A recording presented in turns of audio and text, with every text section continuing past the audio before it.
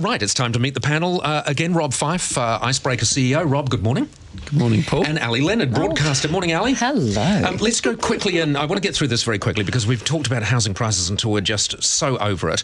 But the fact of the matter is the prices still continue to skyrocket, Rob, irrespective of anything the government is doing. It's too late.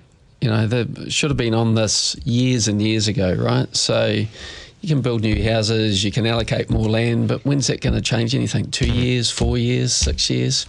And if demand doesn't change, and there is no indication that demand is changing, they still will not be able to do any of those things satisfactorily to stem this. So does that mean that ultimately there is going to be a crash?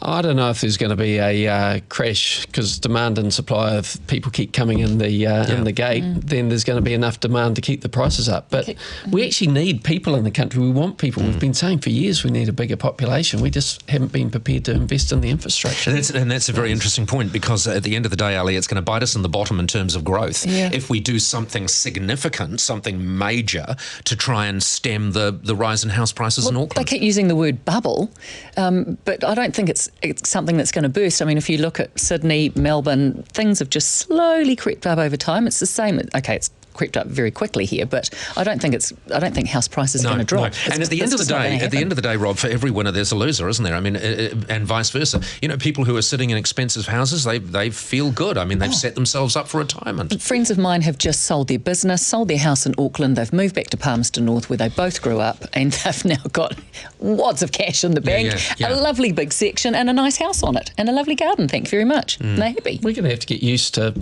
driving an hour or two to work in the morning.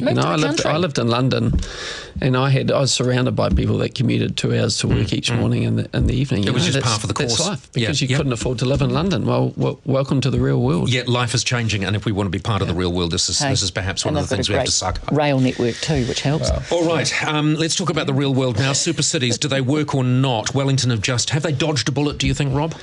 Oh, I think they have. You know, in theory, super cities look great, but look at Auckland. You know, you don't want to replicate that. I look back to, we had these great personalities, Bob Harvey, Barry Curtis. You know, they're really in touch with the people, getting things on. It's just got too big. There's no connection to my mind. You know, Rob gets my vote next election. I'm going on a campaign trail for Rob. Yeah, no, I think he's not going to stand. I think, in fact, let's put the nail in this one straight away. You're going to stand? Am I going to stand? Yeah. I am not going to stand. See, Ali, I'm right again. He's a lovely, happy man. He doesn't need to make his life miserable by being the mayor of Auckland. Who would want to fill Len Brown's shoes? Exactly. Seriously. Wouldn't want to fill Len Brown's anything. Who wants to do... Oh, really? No. All right, so you're the one that doesn't want to. All right, thank you very much for that. We will be back with our panel with some more topics in just a moment.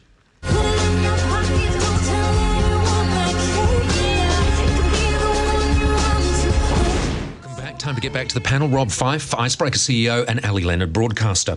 All right, let's talk about this. I mean, it's a hideous example of tourists going manic on the roads. Yesterday, the jailing of Jing Chao, 32 from China, sentenced to 18 months jail. A 5-year-old is dead. A family's life have been turned upside down because he just wasn't responsible behind the wheel. Ali, how much of a problem do you think this is?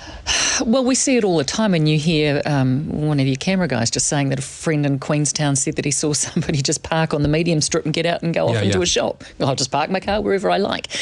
I don't know. What do we do? Is this ambulance at the bottom of the cliff stuff, or to put measures into place? I mean, you try and try and try. There are some voluntary... I mean, the leading rental car companies are talking about trialling some voluntary restrictions for drivers, some voluntary training. Rob, you spent a lot of time in Queenstown. You live part of your life down there. That's the epicentre for this, really. You must see it all the time. I do see it all the time. It's a real issue. You know, a car... It's a weapon, ultimately, and particularly in the hands of someone that doesn't know what they're doing or is not familiar with the environment. We won't put a gun in someone's hands without them going through a licensing process.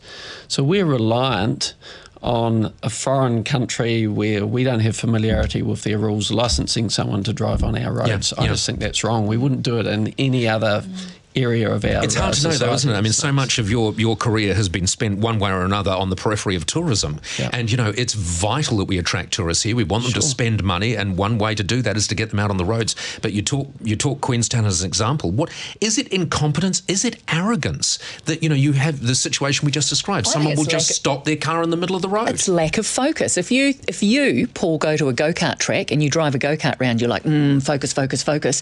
You probably get in behind the car of your Toyota, whatever it is, and I'm sorry, please don't say Toyota. Yeah, it's a Toyota Princess. Thanks, Ali. And this is the last time you'll come on this program.